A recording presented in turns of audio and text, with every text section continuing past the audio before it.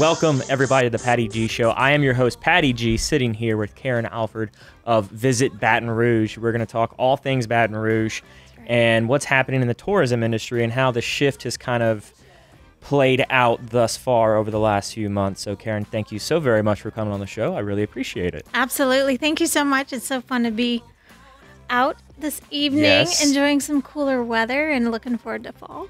Absolutely. This is the first night we've had in a while where we don't have the fans on, I think, in the Patty G Show studio over here. So that is quite a bit of a change of pace, a lot less cicadas in the background. It's starting to feel like fall.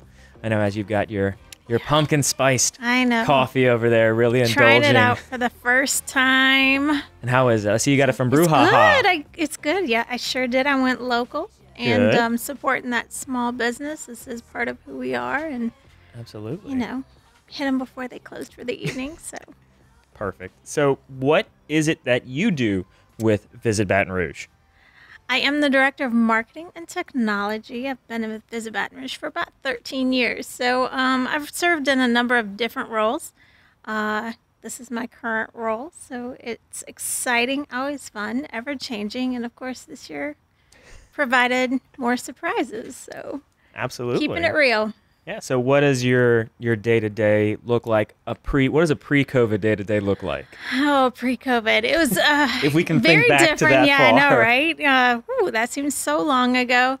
You know, I handle both marketing and technology. That was a change we started in about 2016, I believe it was. Our CEO, Paul Arrigo, want to give him a shout out this evening. He really saw that there was such a big trend going with marketing and technology, and I have both backgrounds, which is kind of different. And so I too saw the correlation and how technology was really leading the way for marketing efforts. Mm-hmm. And, you know, within that short period, it's really changed since COVID. It's really changed. But that's fun, you know, and right. Pre-COVID, I did a lot.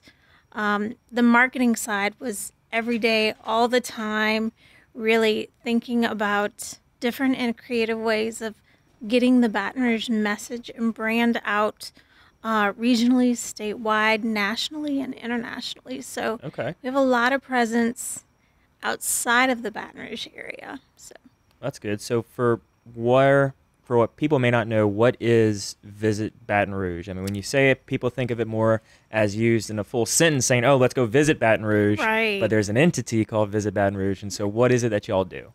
So we are I guess you would call it the marketing arm for the East Baton Rouge Parish. Okay. So our main role and function is to bring awareness to and visitors to the Baton Rouge area, and to really get to come and experience that. And I think a lot of people don't realize the impact that visitation has on a city. Talking pre-COVID, numbers were visitors brought about $1 billion. Wow. Annually? Annually. Oh my goodness. So that's pretty big when you think about it. And you know, I think people are like, really? Baton Rouge doesn't have that name recognition of an Atlanta, of a New Orleans, of a Chicago, of Los Angeles. But it does bring quite an impact. And absolutely. We had about 11 million visitors a year. 11 million visitors? 11 million visitors. Okay. That comprised of both overnight visitors and day visitors. So yeah, it's big business when you really dive down and look at it. So yeah, so you've got a lot of people coming in, and how is that? You know, is that impact via taxes, or is that impact just general revenue, cash put into the local economy here? So it comes in different forms. Taxes is your number one base right there. So, you know, when visitors come, they come to have a good time. When you take a vacation, you go to spend money, right? Typically. So that's usually the point. And, you know, when you're on a business trip or whatever it may be, you're there and you have a different sense of just living out your day-to-day life. Mm-hmm. But local taxes definitely get a bump statewide taxes get a bump. We are funded through that hotel occupancy tax, which is very common for cities across the world, and how they're funded. The destination marketing organizations are funded. So when somebody stays in a hotel, they do pay a separate tax, and that is what we take in turn to remarket to get more visitors here and to get that brand out there. Right. Yeah, because I know I was recently in Tennessee, and we stayed in a hotel for I think 5 or so days. And when you're at a different city, I mean, you're spending you have to pay for every single meal. Yeah. And it's not like you can go grocery shop for a week, especially if you're staying in a hotel. That's right. And so you're spending all this money at hopefully local places, and we try to stay as local as we can everywhere we go. And you just have that instant boost in those local economies. But on your hotel checkout tab, you've got hotel occupancy tax. So That's I right. looked at it and I was like, I'll proudly pay that hotel occupancy tax because of That's how right. far it goes. That's right. Now, that's just one of those things that's just out there. And when it's going for your own city and you realize the good that it's doing. And then, the end result is when visitors come here and stay here, that does offset some of the taxes that locals would have to pay. Right. Pre-COVID, that was about $683 a year that locals did not have to pay in taxes, each household. So each household. Yeah. So wow. Okay. So that's in taxes specifically. So you'd have to spend so many dollars to reach that $683 in taxes. Okay. So when visitors would come, that $1 billion would trickle down, and that's what, it saves locals money. So Absolutely. And I think that's why cities understand what tourism does for them. We often don't even notice when visitors are in our city, except during, sometimes. An Alabama football game Oh, at gosh. home. Maybe we do recognize it, but for the most part, you don't often notice all the time Right. when you have visitors staying. Yeah, and I mean you can see it in obviously the hotel parking lots, and you can see it, if this local place is having an event, there's an event in town, you can see people that you don't necessarily see around town anymore, but like you said, they're alleviating the burden off of us residents here. That's correct. They're making sure that they're bringing in more revenue than just us are here spending our money, because it'll go around in a circle, but it'll never eventually start growing until we get some outside influx from that visitation. That's right. That's great. So what are some of the kind of marketing steps and marketing tools y'all are doing as of now, kind of with the whole shift in COVID? What have y'all kind of gone into? So we did have to cut back just a tad. Obviously, the Right. visitation is not where it was in 2019, prior to 2020 kicking in full force. So we did have to cut back a bit. We still have our message out there. Extremely important to us, because one of the things that we don't want to get lost is the brand of Baton Rouge. We Right. don't want people to forget about us, because there is going to be a day when travel resumes, like travel was. I think we're all looking forward to that. Absolutely. It seems like so many conversations I have are just like, oh, I can't wait to travel again. And we're going to get there. We definitely will. So we didn't want that part of what we did to be non-existent. Right. So we're definitely putting messaging out there. It's a little bit different. We're doing more of a statewide driven marketing messaging. Really focusing on making sure that statewide and local audiences really get to know their city and their state during this time. Okay. COVID has changed everything, and it's changed the way you travel, most of all. Hugely. I mean, we couldn't walk through a hotel or even a building in Tennessee without wearing a mask. That's right. And, it's just people are more apt to take road trips. And I think that's something that we're bringing back from the way we used to travel. And I think that's something that we're really starting to see. I've often seen through messaging that this year is the year of the road trip. Yeah. Just because we do want to get out. We do want to explore, maybe not as far. Right. We're extravagant too. And just getting in the car and going on a road trip. So we're reaching a different audience. Messaging is different. Really focused on that family. Family travel is pretty big right now, and and definitely hitting that millennial too. That's pretty big because they're very willing to travel, wanting to travel, Oh yeah. looking for new ideas and explorations. And, if we're not out there, if we're not marketing, then we won't be in that message. That's very true. And now it's more appealing to, instead of going to like an out of state, lake or something, maybe you can explore more in-state stuff. Maybe go check Right. out the Louisiana side of Toledo Bend. Yeah. Go check out False River. We have a lot of great recreational places here that some people may have gone somewhere else initially pre-COVID, but now let's not, like you said, let's not travel that far, and let's still get in a car and let's still drive to somewhere that's a lot closer in our own state. That's right. And I think, this message hasn't been out there as much, but we are Sportsman's Paradise. We are Sportsman's And Paradise. this is a perfect time to take advantage of that. Absolutely. I mean, I know personally my family, they've been enjoying going down to Manny and going down to all the duck seasons and all the, Oh, the yeah. duck oasis down there, really. I mean, with teal seasoning just opening up and we've got duck season coming soon, it's starting to feel that fall, that Sportsman's Paradise once again, with this kind of realism of, oh, even in COVID, we can go sit in a duck blind, or we can go sit in a deer stand, or we can go fishing. That's If you don't right. want to hunt, there's still things you can do in Louisiana and Baton Rouge to get out there during these troubling times. That's right. My husband recently reminded me of duck season. So, yes, I'm very familiar with that. Absolutely, it's in full swing, and it's looking like it's going to be a good one this year for sure. We've got a lot of migratory birds down here, so it should be exciting. See, they're not afraid to travel. They're traveling all the time, everywhere. That's right.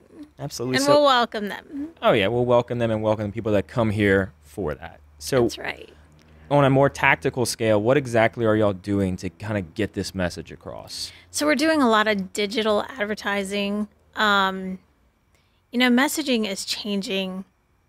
It was changing, it seemed, by the day at one point, especially when this was very new and we didn't quite understand what we were doing. So it's changing very quickly, and understanding what that message was and who the audience was, I think, were really big factors, and trying to get that out there. And social media has been the number one channel to really get your message out there in a quick and timely fashion, but then to be able to change it very quickly. As you go into different phases, things change. Right. Not every state's on the same pace, not every city is on the same pace.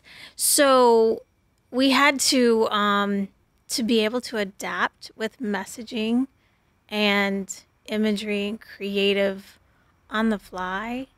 And when you're working with print, that becomes a little more challenging. So more Absolutely. digital. Yeah.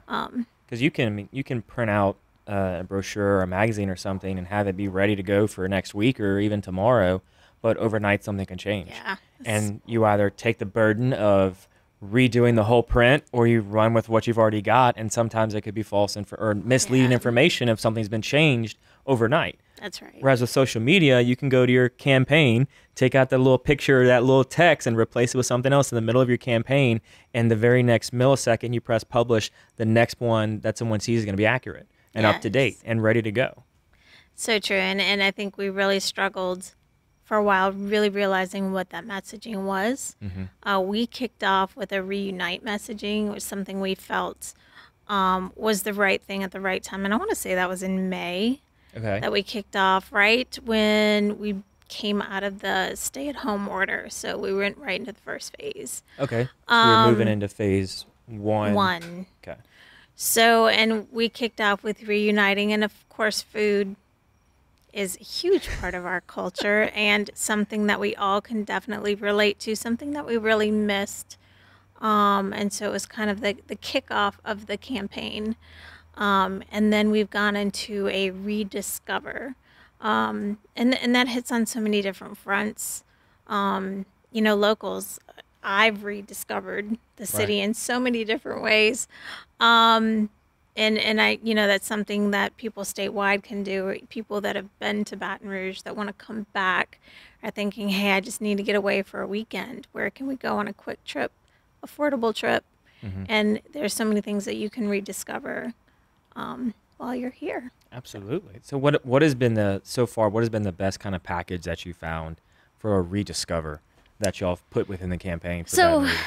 outdoors has definitely led. And it's been fun because COVID has taught us so many good things. We tend to focus on all the negative things that have happened this year, but we have discovered so many great things that have come out of this year of change, and getting out and realizing how many outdoor opportunities are in the Baton Rouge area has been really fun.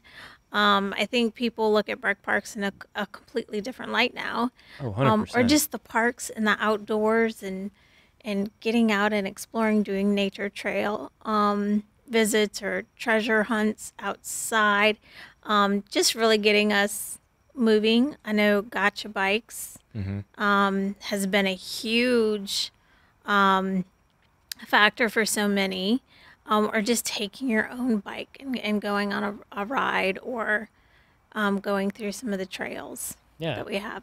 Oh, absolutely. I mean, you've got people getting out and becoming more active all during COVID. That's every guest we bring on. That's one of the main things they talk about is how active people have been. Yeah. Where you're walking down your street and you're like, oh my gosh, I haven't seen you in 2 months because I haven't been able to walk outside because we've been Yeah. so busy with work. And it was coming along right at a busy season for a lot of people. That first quarter of the year, that second quarter of the year can be really busy for a variety of companies. And so Yeah. having to force us all to slow down has really given us that time to reflect genuinely and say, all right, what's really important?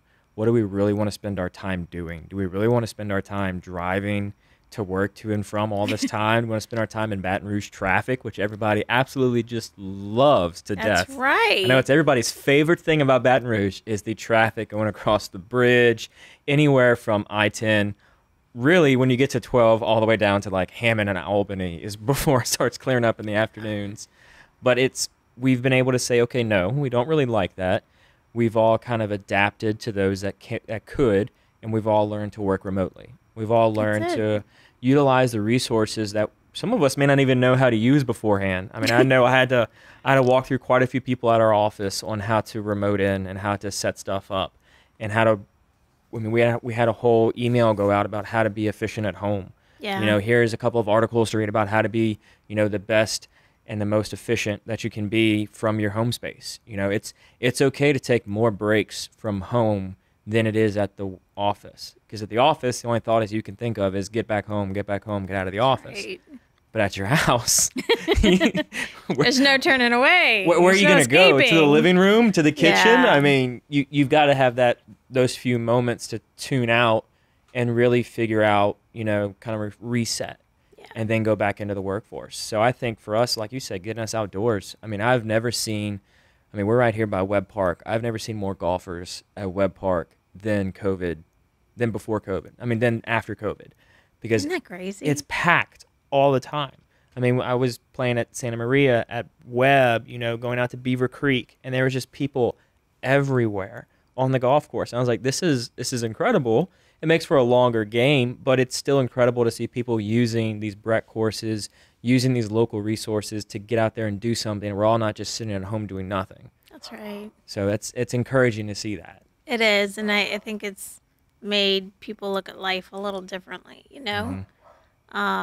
That's awesome. I did see a stat about the golf courses here and how much they've seen an increase in visitation. It just blew my mind, but it makes sense. I'm like, where else do you go, That's right. Where else are you going to go within? I mean, because if you may not be able to go fishing, or you That's may not right. be able to go hunting. Depending. I mean, we couldn't hunt up until literally 2 or 3 weeks ago. I believe was when the first opening day of teal season. But what people needed during that time was they couldn't go and have drinks with friends at bars. They couldn't go eat at big restaurants with 10 or 12 people in a party. That's right. So they said, hey, let's get 3 or 4 or 5 of our friends and let's go on the golf course. Because we're outdoors, we're able to maintain proper distancing and all that. I mean, my wife and I would go with another couple of friends of ours, and our wives don't play golf, but they'll come out, and it's like we're going to dinner. It's like we're having That's a night right. together. We're just out, and we're all together, just enjoying each other's company. Yeah, it's there's been a lot of great stories like that, and just hearing people go out and explore their neighborhoods maybe for the first time, or like you said, a first time in a long time, That's right. kind of brings us back to what's important, you know? Yeah, it makes you really take a step back and say, all right, what do I want to do in my downtime, really? Yeah. Now that I mean, yeah, your kids' sports are starting to pick back up, your little leagues are starting to get back out there. But beforehand, it was what do I genuinely want to spend my time doing? And a lot of parents had to get creative Oh yeah. with their kids Especially and what when they they had were to do. schooling them as well. So Yeah. See, I was homeschooled from fourth grade all the way through high school. So for me, to hear people homeschool. I'm like, all right, now everybody gets to see what that other side of education is like. that's right. Yeah, But- I had two of my own, so it got quite fun working and educating or assisting with educating. The teachers were still very much there. Don't get me wrong, but when you're sitting there with your child and making sure they're doing their work, that's a whole nother thing. So It's way different from your kid coming home from school and saying, hey, I've got these 6 or 7 different projects or assignments I need to do. Mom, Dad, can you help me? Now it's, okay, I have to educate you for 8, 9 hours out of the day. and keep you busy. Yes, yes, And keep you busy. And now I've got to make your lunches. I've got to make sure you get on a schedule because a lot of kids will thrive on that schedule. Oh, that they as soon as do. that schedule's off, I mean, I just know so many parents that are like, my kids are going crazy because there's no routine, there's no schedule, which you can look at that. And like we said, we can look at the bad side of that and see how crazy it can go. But the plus side of that is you can get creative with your studies. If you wanted to go and have a weekend away or a week away with everybody working remote, you can. I mean, That's right. I utilized that, went and visited some friends up north, and my wife and I were both working remote, and so were our friends. So we were all working remotely, but we were still able to be together and still be able to have that travel time, which we wouldn't have without COVID. no. Yeah, you were, because you're coming in the office regardless of what's happening. You got a sick day, well, you got to pull your sick day. Now it's, do we really need sick days? Do we really need personal days if you can just work from home? Yeah. So it's getting creative in the workforce with this time spent at home that we didn't have beforehand. Yeah, so true. So true. Absolutely. So what is it that you did before you got to visit BR? Because I know that you kind of teased it a little bit with Carl and I beforehand. So yeah, I've had a few different careers within Okay. a So what's your background? So I started in journalism, is where I Okay. started. Started in radio here in Baton Rouge, and then went to television on the producing side, so not in front of the camera. Did that for a number of years, and then went and worked at the Louisiana Art and Science Museum. Okay. I was an event coordinator there, and then went to visit Baton Rouge in 2007, I believe it was. It's been a while. It's been there for well over a decade then. Yeah, so I've been there for a large portion of my career, and it's a blast. Very So, nice. So what did you do? Where were you at in radio? I was at what is now iHeart. It was Gulf Star Communications, I believe, back Okay. in the day. So that's going back quite a number of years. But people know it today as iHeart Radio. So it's now. So you worked for what? I worked Was for to become WJBO. iHeartRadio. Okay, yeah. WJBO. So I was always in news. Mm-hmm. Stayed in news, and then got out of that. So how well does the newsroom represent news producing side of things? It's very similar, yeah. Okay. So it's a great business to be in. It's changed so much since I've been there, but I got so many great life lessons and just career lessons from working yeah. in that environment too. So Yeah, I'm sure it's a very, very fast-paced Very. environment. very fast paced, always on your toes, multitasking, doing a lot of running and kind of keeping your head in quite a number of places at one time. But that has stayed with me, and it's been such a helpful tool to have those skills, because you bring that with you wherever you go, and being able to really task like that is beneficial. Oh yeah, I mean you've got to, especially now with having a jump from having everything we could do in person to, I couldn't tell you how many virtual events there was before COVID. I mean, it was like not a thing. And no, it was not a thing. And now it's everything. That's right. And, I have been so impressed by this community. We see what a lot of different cities, because we often watch what's going on outside of our area, right? We're trying to see what are other people doing, what are other cities doing, what are other attractions doing, and how can we learn from that, expand on that, take it to a different level. So, we've really watched, but I have got to say, man, this community and the businesses and organizations here have really stepped it up. And, we started pushing virtual events quite a while ago. My hope is that they continue to stay, because I think it's just another avenue for businesses to help others understand what it is that they do and kind of invite them in and tease them a little bit, so that when they're looking at a city to go and visit, they're like, oh my gosh, hey, we saw them on Facebook, or we saw them on YouTube, or wherever they see them, and they're like, let's go visit this place. Oh, yeah. So I it's been really fun as a local watching it from the visitor's perspective, if that makes any sense. Yeah, you want to go into it with the eyes of, all right, I know nothing about this place. How are they highlighting where they're at and what they're doing, and are they making it attractive? Yeah, and what does that say about Baton Rouge as a city? Does it make the city look fun and enticing, and does it give people more of a perspective about who we are? Because got a lot of hidden gems here. That we do. I was recently put on a hidden gem, the Lost Cove.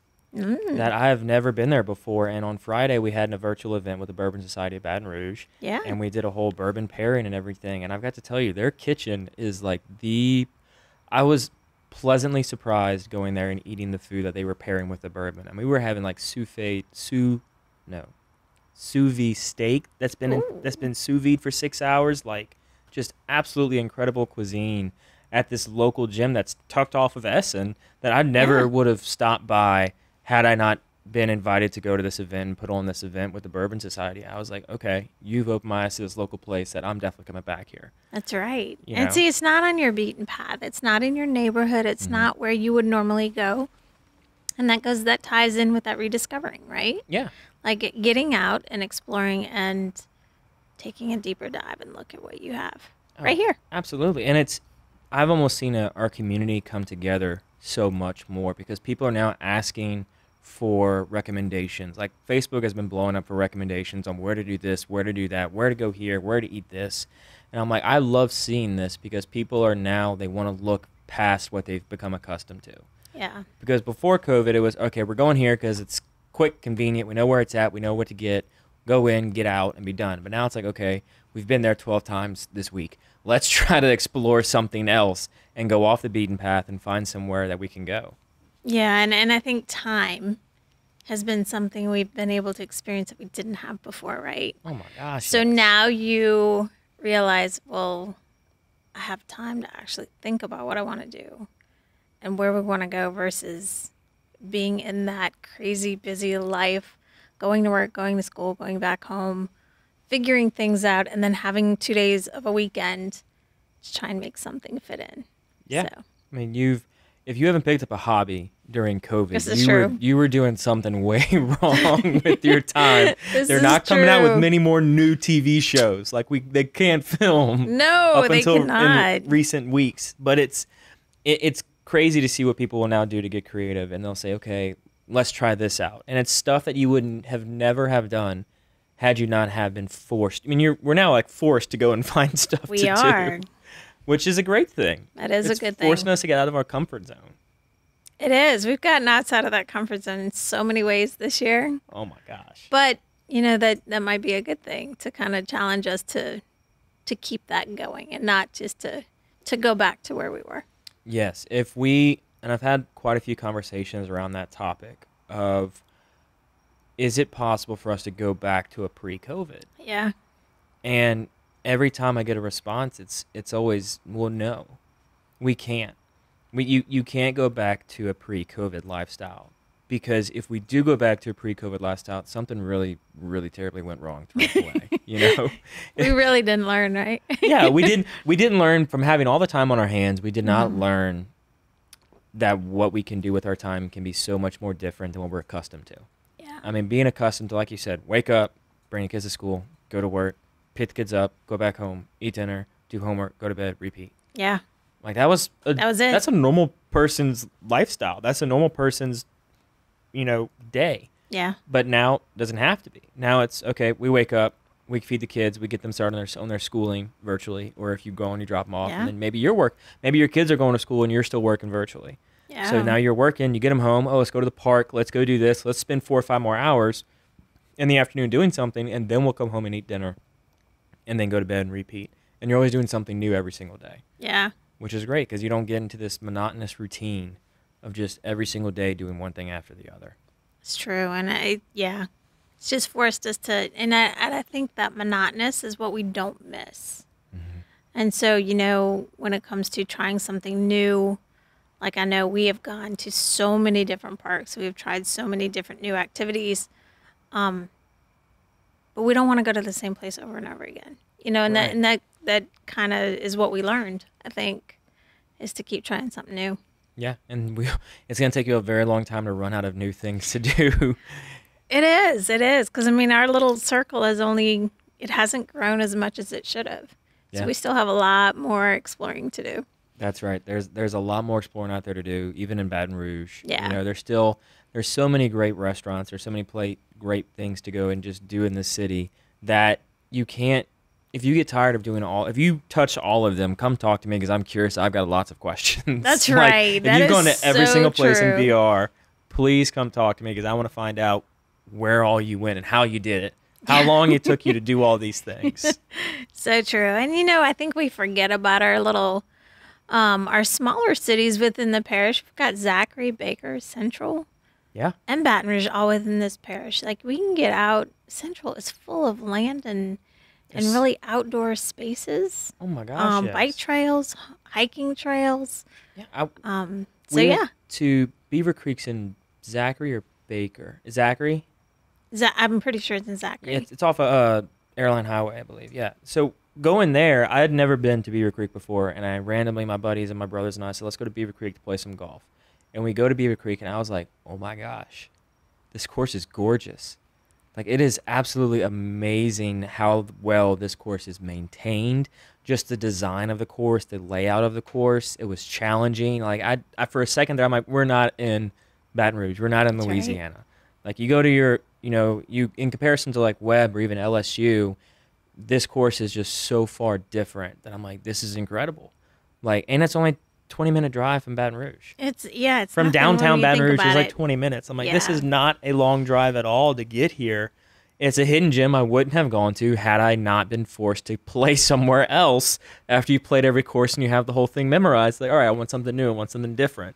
Yeah. So that has been just a great takeaway from the whole COVID slowing life down and closing stuff off for us. That's right. Yeah. There's just so many good things that I think we could really sit back when this is over, right? Mhm. When this is over, we're in our new way of life and have figured that out. I think that's going to be what we remember out of this.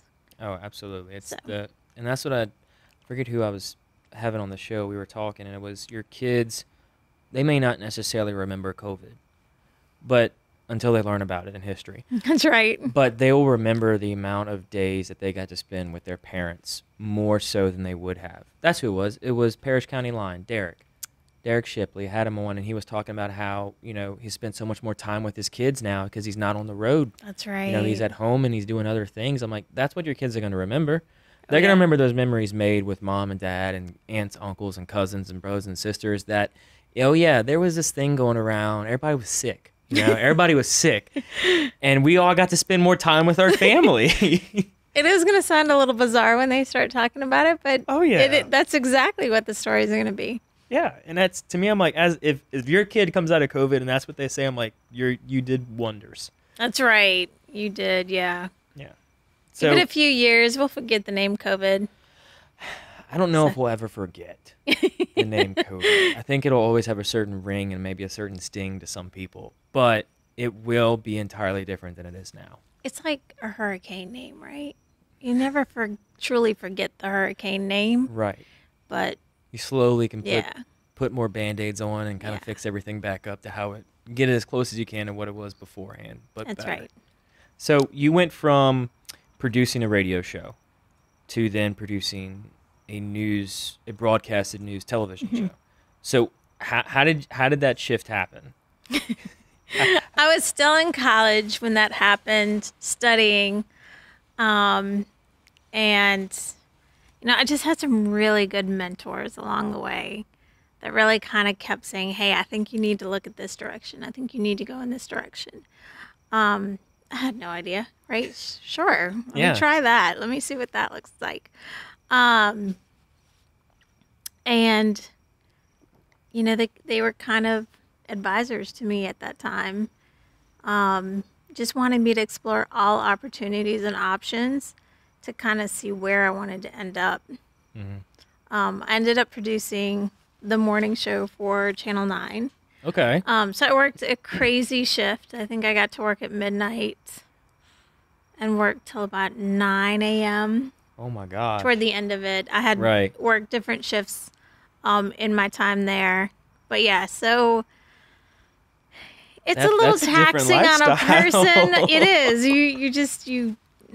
You have a whole completely different look on life. So I did that, and then I like I said, I loved it. I thoroughly enjoyed it. But then moved on to have more of a normal life, normal schedule. There's a bit of an adjustment period in there. Yeah. So- I've got a good friend of mine who does the night shift at the hospital, and I'm like, man, and like he'll come to an event that'll be like more towards the lunchtime, and he's like falling asleep. I'm like, dude, what's going on, man? Like, you have a late night? And he's like, absolutely, I did. And he's like, I got off the clock at like 4 o'clock this morning. I was like, oh, okay, well, yeah, you did have a late night. That's right. Yeah. So usually my night started around 5, and then I would go till about 9, and then I would sleep during the Something like that, day. yeah. So yeah, I missed a whole lot going on. But it was great. It was a lot of fun in that career path, and went to producing events, which was a lot of fun as well. That's where I really got to understand and know the community. I did when I was at Channel 9 as well, just because we interviewed so many guests and got to see all the different events that were going on and all the different organizations out there. And then a lot of that carried over into event planning. And then I went to work at Visit Baton Rouge, and all of that, I have to say, was so helpful for me understanding my role at Visit Baton Rouge, and really knowing what was available, who was out there, who the key people were, and who the players were. Right. And those people are still, I keep in touch with those They're still people here. still today. Yeah. So That's incredible. So having that knowledge going from radio to then TV to then events to now Visit Baton Rouge, what are you kind of doing in the COVID space as far as events go? I mean, what do y'all have on the horizon? What's happening? What can we expect in the next To see. upcoming months? Yeah. So one of the things, we work with a lot of the event organizers because prior to COVID, and I do see, some of these stats and some of these, trends coming back. When people do start traveling again, we're being told that travel is going to definitely be changed, just like everything else, Yeah. People will travel differently. They'll travel for different purposes. But what the two main things that brought people to Baton Rouge were family and friends. Yep. So we love to invite people, which is that is who we are. When you look at Baton Rouge, people love to show off where they are. The other top leading factor there were to go to events. Prior to between 2018 2019, we saw a huge surge in the number of festivals and events that popped up. And that was really encouraging. I mean, we used to have 1 month. We used to have April as festival month. Okay. And we started creeping into March, and that was exciting. But really in 2019, it was from March to about July. Oh, wow. It was very, people understood, like, people want to come here for events. Our local residents want events to go to. 100%. And, from Oyster Fest to Bandito Fest to Blues Fest to Ebb and Flow Fest to Third Street Songwriters Fest. We have so many. We have festivals at Southern. We have just festivals everywhere. And it was just so fun to see these really grow. We're keeping in touch with a lot of the organizers. They want to bring them back. They're just not quite sure what they're going to look like yet. Yeah. And when it's going to be safe to bring them back. We're starting to see some fall events come back, smaller scale. Mm-hmm. Nothing on the festival scope just yet. We've talked to some of the event organizers in the spring because that's when a majority of the festivals are. Mm-hmm. So we'll see what they decide to do, but they are looking at dates right now, which is encouraging. Yeah. And I know that the people are going to be excited. Oh, absolutely. To get out. Yeah, I mean, we did that event on Friday with the Bourbon Society. Was our first event that featured a live audience. Mm-hmm. So when we ran out the whole Lost Cove, and we only had 30 people there. So we limited the number of people we could have, and I think we sold all the tickets in like 15 minutes. Isn't that crazy? And people want to get out. Right, and it was only available for members of the society. So it was a select small group of like 435 people, I think is what they're up to right now. And then boom, it was going in like 15, 20 minutes. And we were like, oh my gosh, this is crazy. And then we're like, okay, well, we're going to do it both virtual, we're going to stream the event, and we're going to have people there in person. And I think that's kind of the pattern we're going to start seeing in these upcoming months and this upcoming, in 2021. Yeah. There's going to be a virtual side, I feel, to a lot more events than there was ever before. Because people now have become accustomed to attending these events, and those that still may not feel safe to go out to large gatherings have that option. They have that option of staying in their bedroom and being able to chime in whenever they want. And a well-run event should have that sense of inclusion. Yeah. We had so many conversations with people in the comments and at the event that we had the good balance going, that people were able to really feel connected even though they weren't all physically there. Yeah, we're seeing a lot of that as well. So Baton Rouge brings in a lot of meetings and conventions throughout the year. That's probably one of the hardest hit segments of what we've seen. We started seeing them cancel in March, and it just trickled down from there. Right. But we're seeing on that platform, what we're calling hybrid is definitely going to be the way of the future. But it definitely opens up their opportunities for bringing in a wider audience. Just like you said with the Bourbon Society. Absolutely. People still want to experience this. Mm-hmm. And whether they do it in their pajamas or in the comfort of their own home, or if they're traveling and they're like, you know what, I still need a little piece of home with me while I'm out and I just can't be there in person, they still want to do it. And it it's just such a smart move to make. The technology's there. We've got that part down. Yeah, that was the factor. If right? you don't have the technology down, it's very easy to get it down. Yeah. If you've got it within your budget and you can afford just a very simple setup to make your hybrid event happen, it can be done.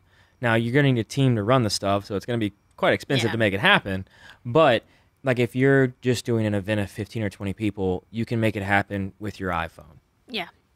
And while it may not be the best quality, you're still going to have that bridge there for those people wanting to remain home. So to be successful now, you've got to have some form of a hybrid system in place. Yeah. So starting to kind of wind down from the show and wrap up, what would you say to people looking outside of Baton Rouge that is attractive? And what are 3 reasons to come here? It's a good question. Baton Rouge, we had often heard from visitors, man, like I had no idea this place was so much fun. People were starting to put the words charm with Baton Rouge. Okay, It's I a like very it. charming city. As a local, you're like, okay, that's cool. Yeah. And I mean, when you live here, you look at things so differently. And that's a resident of any city.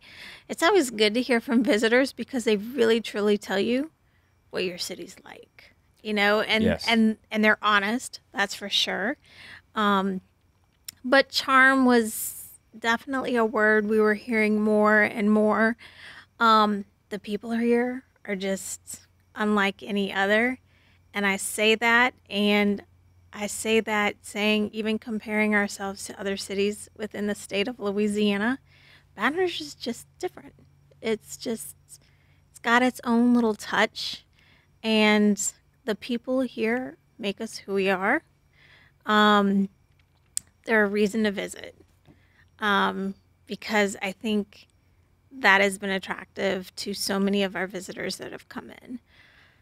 I think other things are just coming to a smaller city where you can get out and explore and have plenty to do. We're often seen as an affordable city.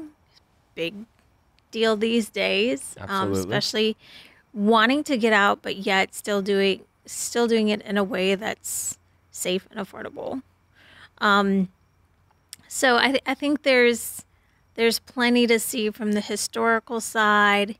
Being a capital city is something that definitely is unique for our area. I think something that we're just like, oh, okay, we're the capital Yeah, city, no big whatever. deal. Right. But when you have people coming from more rural areas, that's a really big deal. Oh, yeah.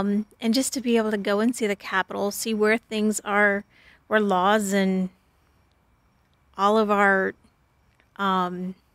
ways of life are determined and decided by lawmakers that are at the Capitol now. They're back in special sessions. So it's a good reason to come and visit. But just kind of coming and exploring and seeing just that city side with a rural touch to it, I think, is who we are. Absolutely. And that's feel like that meets where Baton Rouge is at. So I Yeah. love that. What are 3 lessons that you've kind of gathered along your career thus far? I mean, you've had quite a variety of positions, but all still kind of within this promoting sense. Yeah, very You much know. so. So what are some lessons you've kind of gathered throughout that time frame? Wow, let me think on that one for just a tad. So I think some of the biggest lessons are is just getting really outside of that comfort zone. I think all 3 of those careers that I've been in, I've had to get outside of my zone because if I'm truly doing my job the right way, I have to see it from the bigger picture. Right. If I was selling a city from my own perspective, it would be a completely different way. I often say that one of the coolest things about my job now is I get to be a local and take this place for granted, but yet I go to work in the morning and I get to become a visitor because I have to sell it like a visitor would want to see it, Right. but I have to understand it like a local would. Yeah.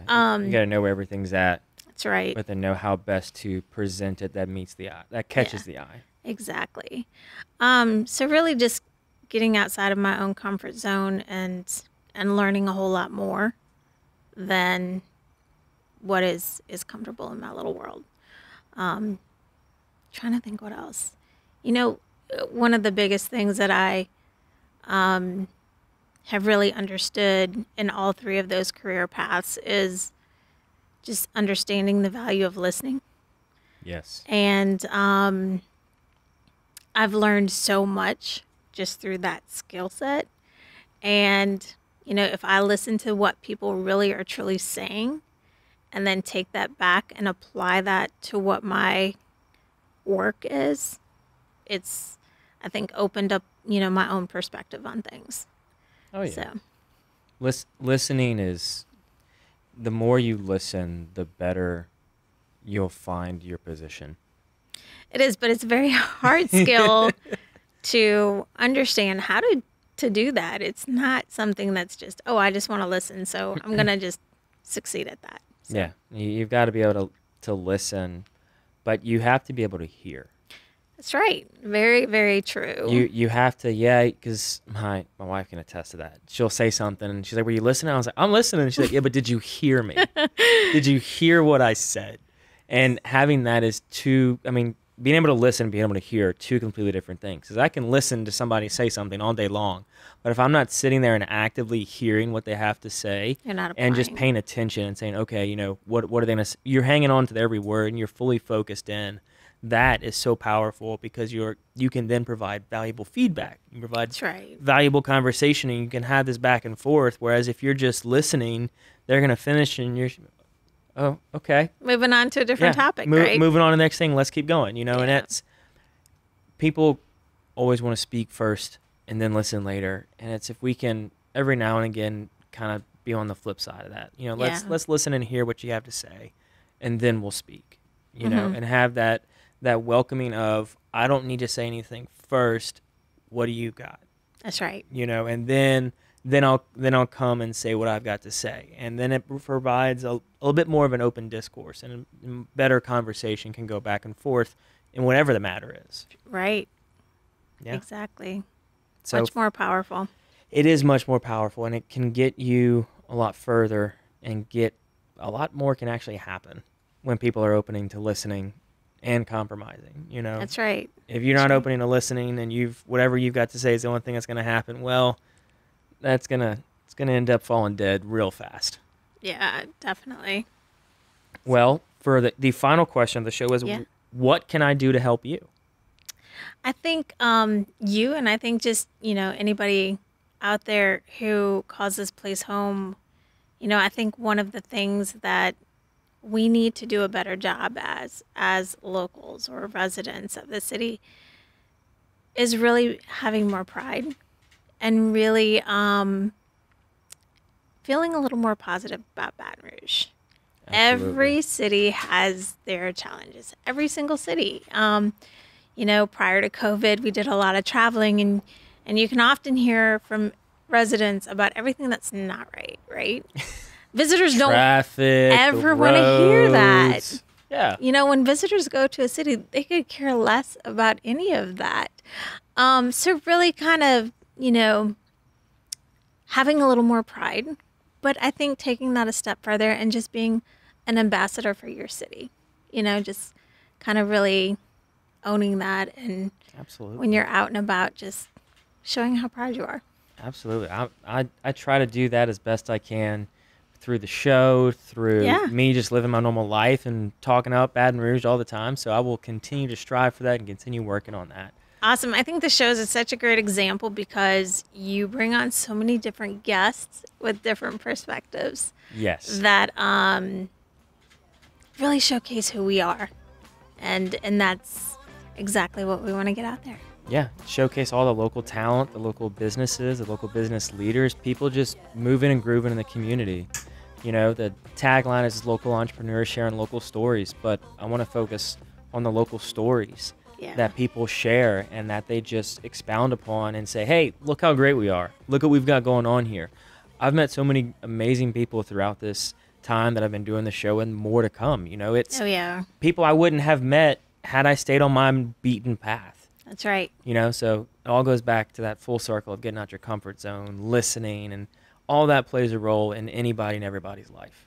So thank you so much Keep for coming telling on the stories. show. Yeah, I love it. Absolutely. So thank you for coming on. Absolutely. I really appreciate Thank you. it. I'm glad we're able to make this happen. Yes. And I thank everybody else for listening, or that may be watching, for tuning into the latest episode of the Patty G Show with Visit Baton Rouge. If you haven't visited Baton Rouge before, I highly encourage it and recommend it for you to come here. Even during COVID, we've got great things going on. We've got so many different parks, outdoor activities, recreational activities. We are Louisiana Sportsman's Paradise. So come on down here, check us out, and thank y'all so very much. Y'all have a good one.